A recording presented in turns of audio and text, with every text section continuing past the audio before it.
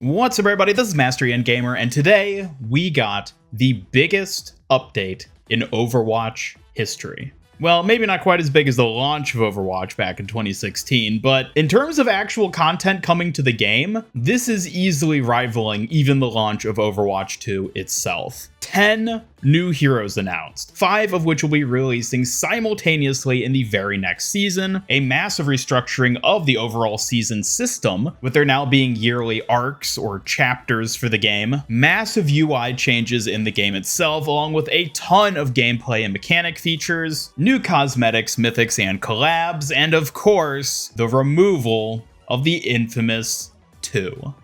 There is so much stuff announced for Overwatch today that I honestly wasn't quite sure how I wanted to go about covering it in a video. News-wise, there will be a lot to try to focus on. So what I've decided for this video here is I'm mainly going to be sharing my thoughts. The things I like about what got announced today, the things I don't like, and the things I'm kind of indifferent on, or feel like we need to wait to see how they play out first before I can really develop an opinion on it. So if you want to see the overall news of everything getting announced, I recommend you go back and watch the VOD of the live stream I did when the Spotlight actually aired. I hosted my own co-stream watch party. You can see my reactions to stuff in there and get a sense for all the major news stuff, because in this video, I want to focus on my thoughts. And speaking of, let's jump right in, starting off with the good things, the things I loved from today's Spotlight. First and foremost, of course, being the new heroes. 10 new heroes will be launching over the course of 2026,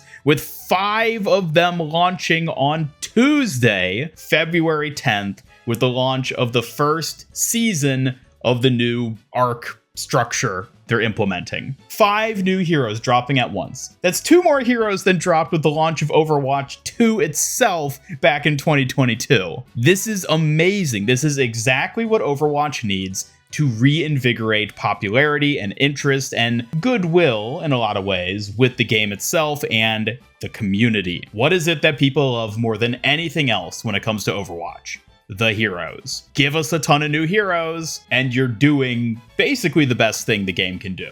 You cannot say that Blizzard is lacking on content additions with the roster of heroes they've announced to be coming. And I like how they structured the first 5 heroes we're going to be getting in this upcoming season, with being 2 supports, 2 damage, and a tank, so that you can literally form an entire team in Season 1 with the new heroes. Additionally, I generally like what they're doing with the heroes themselves. I think we have a really good mix of characters, with the goofier oddball additions like Jetpack Cat being on one end of things, but then also some much safer hero designs, with anran being a classic shooter soldier type character who just literally has a rifle with ADS, a pistol, and a grenade. I think the spread of theming and abilities and just overall designs of these 5 characters is really good. We're not getting too much of one thing here, we're getting a good mix of things. And I have to commend Blizzard on making a very well calculated list of characters to have released at this time, with additionally some of them being characters we've known about in the lore, like Jetpack Cat and anran,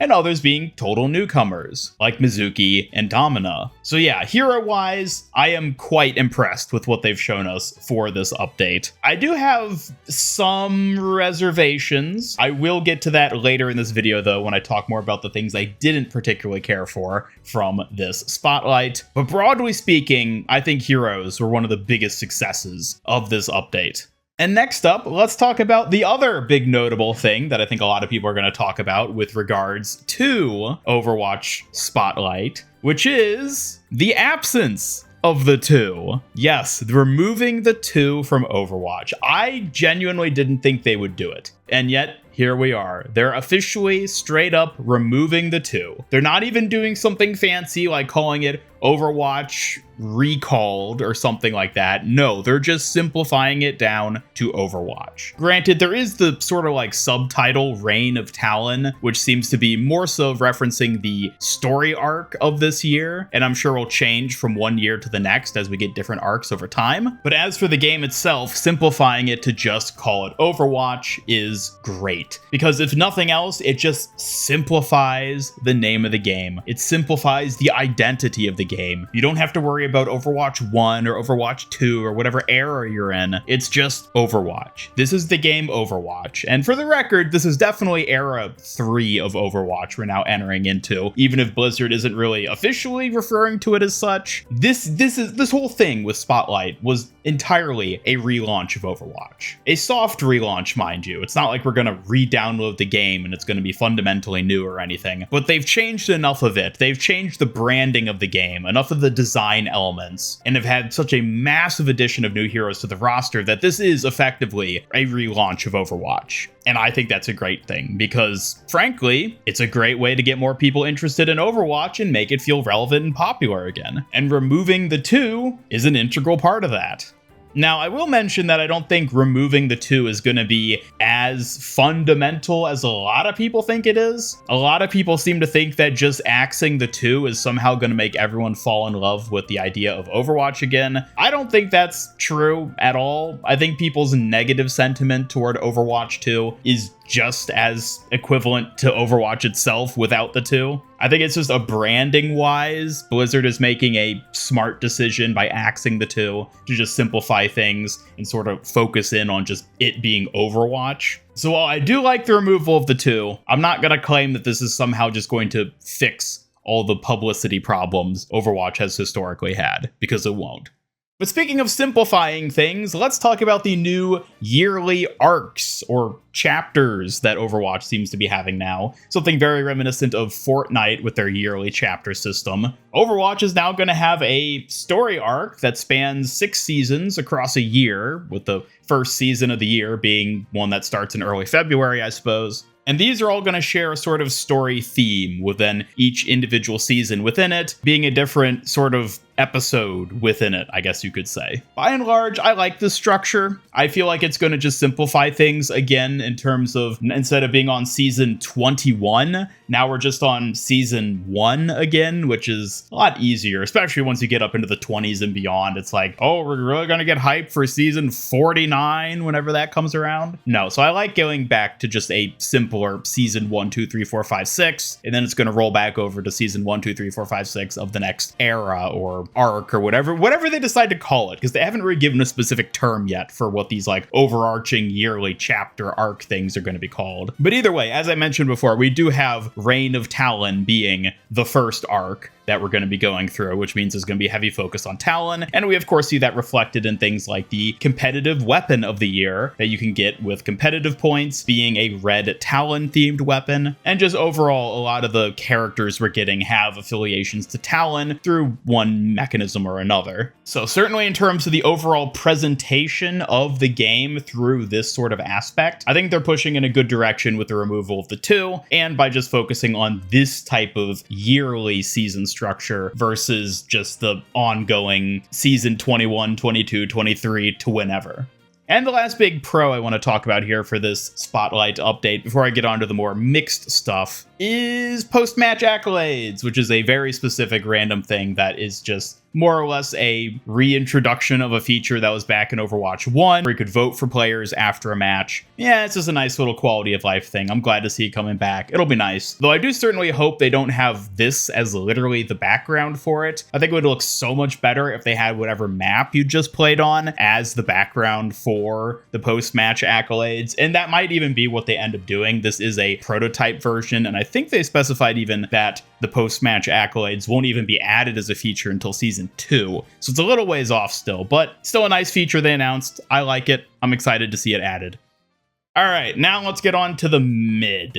First of all, cosmetics. Now, I was debating whether or not to put the cosmetics in the mid versus the good, because typically I like cosmetics a lot. If you watch my videos, you know that I have a heavy focus on cosmetics on this channel. It's a big thing I care about. I like characters that look nice. I like getting the skins. It's egregiously expensive, always has been, always will be. I don't expect that to change. And I gotta say, first and foremost, I'm quite excited for the Hello Kitty collab not because I'm personally a fan of Hello Kitty, but because I know a lot of other players are, and I think this is going to be a very popular collab that a lot of people are going to want to jump in on and get those skins for. And so while it's not a collab that appeals to me, I can appreciate that it's a collab that appeals to a lot of other people. And so I think it's great that we're seeing this, especially since it's been a while since we've really gotten a new collab in Overwatch. For whatever reason, around the middle of the year, they kind of petered out with collabs. We were getting like 2 a season up until like the summer, and then after the Nerf collab and the G.I. Joe collab, kind of just burnt out for a while. But it seems like collabs are coming back, thankfully. Very exciting to see, and definitely has my hopes high for future additional collabs later down the line. And additionally, a more positive aspect, the loot box pool is being updated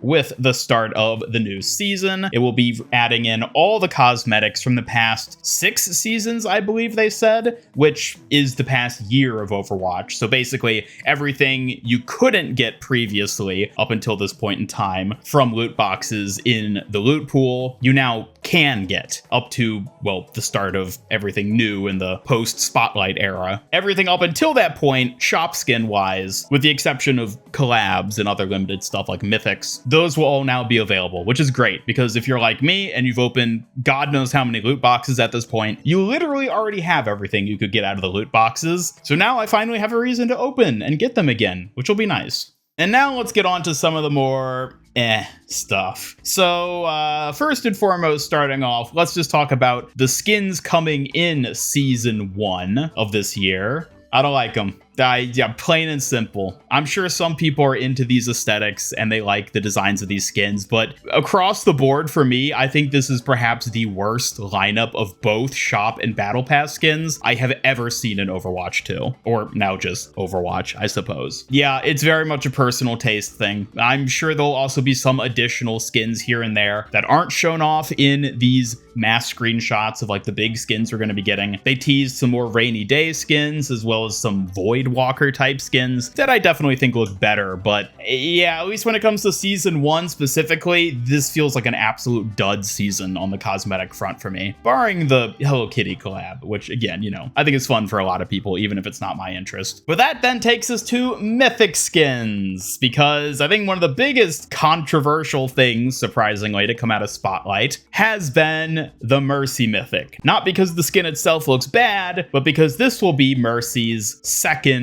Mythic skin, despite the fact that most heroes in the game have yet to get a single Mythic skin. And all I can say is, what did you expect?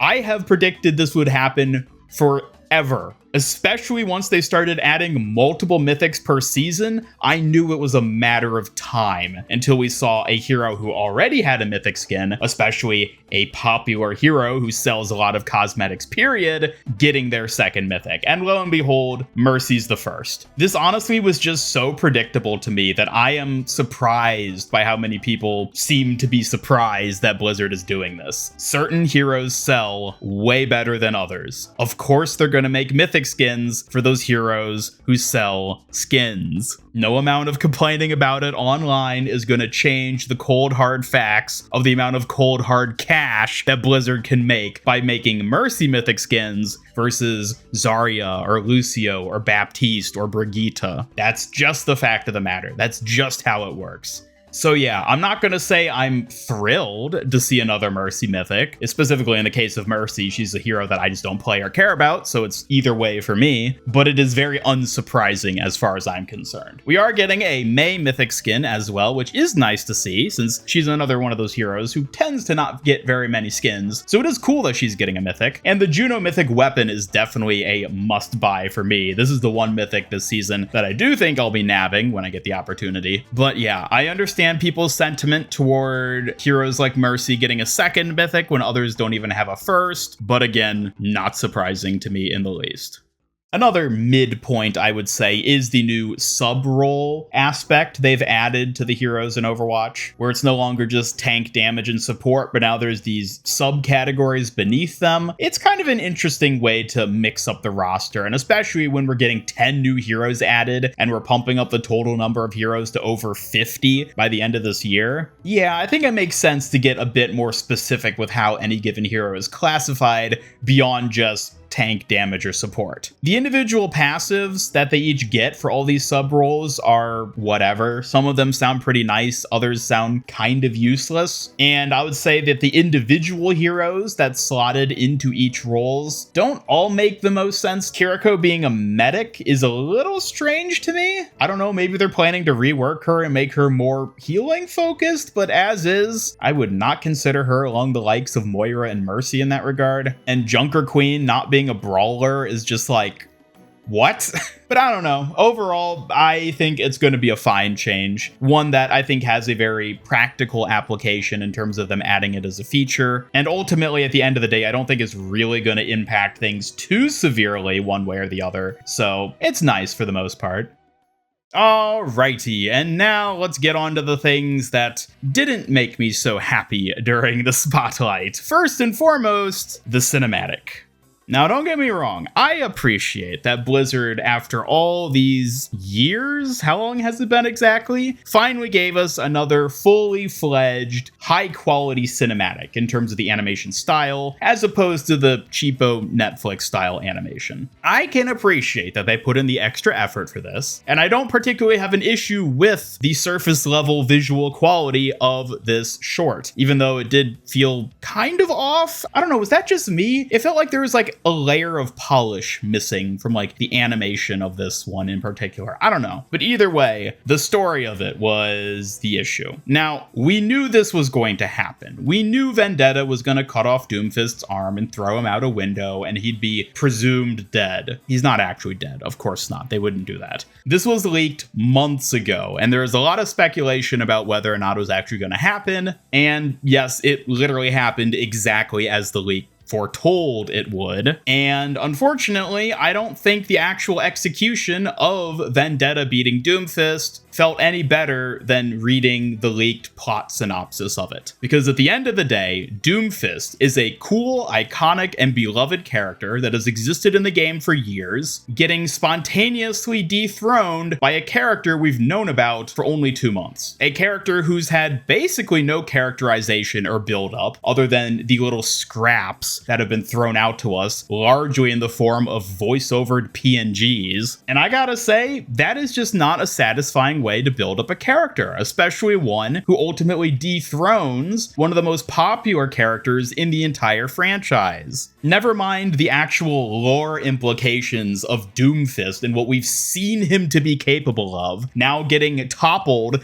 by some lady with a sword. The fact that Vendetta effectively isn't even a character yet because of how recent she is and how little we've seen of her just does not carry any significant weight for the events we see play out here. Had Blizzard properly built her up gradually over a much longer period of time with far better characterization of Vendetta and far more instances of her interacting with other characters and things in the world, I think this could have worked. This plot point of her dethroning Doomfist could have worked. But just on a simple narrative standpoint, and the way they told it via an animated short, preceded largely by a series of JPEGs, yeah, it didn't land. It did not land for me. Unlike past animated shorts, which actually told gripping, self-contained stories like Dragons and Last Bastion, I can't really see myself ever going back to rewatch this animated short. It felt too utilitarian. It exists just to convey the intro point of this season's, or not seasons, I guess, year's arc, with the whole reign of Talon and Vendetta taking over, and outside of that, did not offer anything meaningful on the character front. So yeah, definitely a miss there in my book. I am glad to see a return to the higher quality animations. Hopefully we see more of those as time goes on, but frankly, I'm not going to have my fingers crossed for that. I think these are still going to be pretty few and far between, happening like maybe once a year whenever they reset the season cycle for their yearly arc system. So outside of that, yeah, underwhelming story. Not something I was impressed by, but I guess it was better than the JPEGs. But moving on to the other thing that is less so of a objectively bad element, I would say, from Spotlight, but was something that definitely concerns me, is the heroes. Now, I commended Blizzard's approach to dropping 5 heroes at once with an ambitious schedule of 5 releasing after those initial 5 for a total of 10 over the course of 2026. That is a bold strategy, and if it works out, I think it'll pay off huge for the game, but will it pay off? Because when you go from releasing 3 heroes a year to releasing 10 heroes in a year, what corners are being cut? What is the quality we're going to end up getting of these new hero editions? Are they going to be as fun and fleshed out and interesting as past hero editions? Or are these going to end up feeling like cardboard caricatures who aren't very well conceived or balanced? Frankly, only time will tell in this regard. We won't really be able to get a sense for this until we've had a more proper introduction of actually playing the heroes and hearing them interact with other characters through like dialogue and whatnot, but it is very much a concern on the forefront of my mind. I am eager to play each and every hero they showed off here. I think largely they look very interesting and fun, but I am very worried by how ambitious Blizzard is getting with the mass pumping out of heroes. Additionally, even when it comes to the mechanics of the heroes in question, there's a few that make my eyebrows raise, particularly Jetpack Cat, who has the ability to pick up both teammates and enemies alike and drop them off cliffs. Now, I don't know what sort of safeguards they're putting in here to prevent Jetpack Cat from literally picking up allies and just trolling them by dropping them in pits. When Lifeweaver came out a couple years ago, there was a big deal about how they put in a ton of safeguards so that players would be able to manually exit his life grip if they so chose to, and how the game would always have the character on a ledge whenever it dropped them from the blossom so that you couldn't just use it to troll people and pull them into holes, plus the very long cooldown of it. And now we're basically getting life grip, but way more abusable from what they've shown it to do so far. I don't know. Maybe I'm getting a little too worried over nothing. Maybe they've implemented some great safeguards to prevent you from being able to troll your teammates. But as fun and interesting and goofy as this character looks, and as excited as I am to play her, I do worry that she is quickly going to become a hated character because of this mechanic. I don't know. Again, we'll see. It'll take us actually getting to play her to see how it feels, but I am worried. And since I don't know where else to tack this little addendum in terms of a concern I have here with what we saw in Spotlight, why did they do this to Anran? Why did they turn her into Kiriko? I can't say I was the biggest fan of her design to begin with as we saw her in the cinematics, but at least she looked more unique in the comics and Wooyoung cinematic instead of literally just being Kiriko. Yeah, the more I look at her in-game model, the less I like it. And I certainly know I'm not the only one who feels this way. Again, I'm pretty sure I know why Blizzard did this to her, but yikes.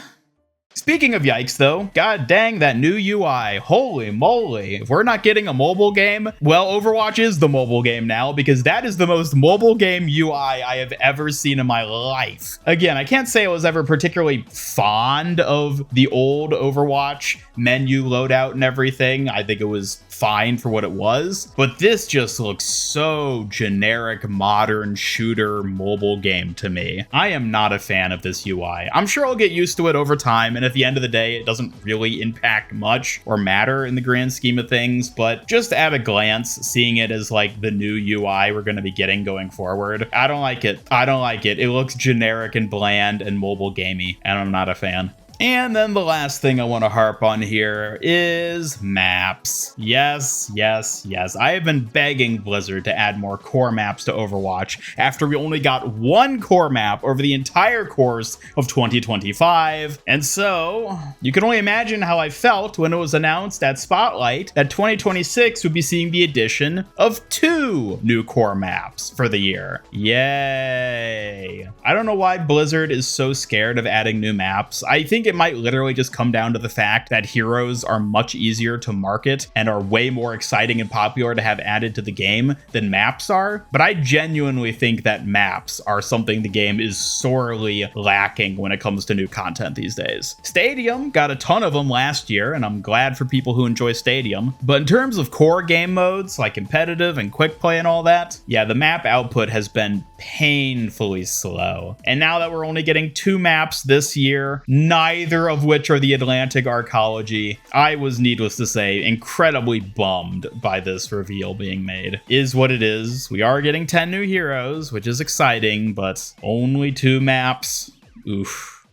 So yeah, that's basically my overall kind of disorganized thoughts on today's Spotlight. I didn't put too much effort into like structuring my points ahead of time before recording this. I kind of just wanted to jump in and just yap about it. But I will say that overall, despite the concerns and issues and reservations I had over a number of the things announced today, overall, I think this was the smartest and best decision Blizzard could make for Overwatch at this point. Soft relaunching the game, focusing on heroes as the major thing that's getting added content-wise, I think is their best bet at regaining faith in the community and rebuilding a player base. Double down on what has proven to be popular in terms of content. Focus on making changes that will appeal to the most number of people, and just present the game in a new, more polished light that'll hopefully undo a lot of the damage Overwatch 2 has historically inflicted upon itself. Will it succeed at this new soft relaunch? I genuinely don't know. I am fascinated to see how people respond to this over the days, weeks, and even months ahead. And while I, for one, am very excited to jump into a bunch of the new content that they've shown off to be coming, I'm curious if gamers as a whole, people who have maybe played Overwatch in the past, or, you know, maybe you've never even touched the game, is it going to appeal to them? Is it going to bring people back into Overwatch and pump up the number of people in the player base? I don't know. I'm very curious to see how this plays out, which is why I am very curious to hear your thoughts on all this in the comments down below. Do you agree with the things I liked, disliked, whatnot in this video? Do you have your own thoughts on the different things Blizzard added and the way they went about it? Maybe there's other elements that I didn't even bother talking about here because they felt too insignificant that you're really gung-ho for or really despise. I don't know. Whatever may be the case, let me know your thoughts in the comments down below, because I am very excited for the upcoming weeks and months that Overwatch has in store and getting a chance to actually experience all this new stuff. So on that note, thank you so much for watching. Be sure to subscribe, hit up that bell icon, follow me on X, and join my Discord server to hang out and never miss any future Overwatch 2 news, streams, and other content. I do stream Overwatch 3 times a week, every Tuesday, Thursday, Sunday, so be sure to tune in and hang out and maybe share your thoughts there if you don't want to do it in the comments. I don't know. But either way, this is Master Ian Gamer signing off, and until next time, it's a new era of Overwatch, so have a great day.